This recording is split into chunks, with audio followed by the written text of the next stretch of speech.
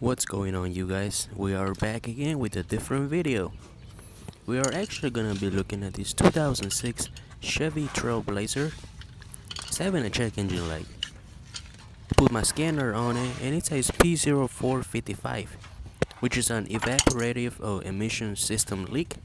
Now in this case, on these trucks, it is actually very common, that the evap vent solenoid is actually going out. Now in this case, I actually found the issue, but before we get to the issue, I want to show you where the vent solenoid is. So the vent solenoid is actually right here, this square looking thing that is actually right underneath my hand right here.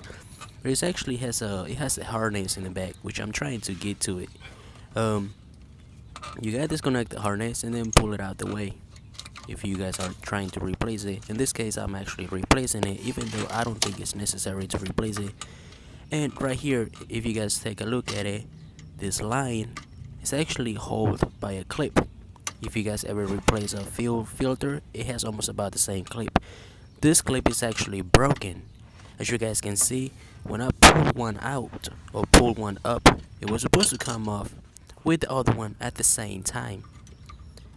I'm using a little flathead for me to pull it out and get it out the way. Once it's out the way, you guys have to pull the hose out or the line out, and then going back to a flathead again, you gotta go to the clip, the metal clip that holds the vent solenoid. You gotta pry that out just a little, not a lot. Once you get it out, just slide the vent solenoid out. Right here, I got the old vent solenoid and I have the old clip. As you guys can see, it's actually broken, and we got the new one replaced.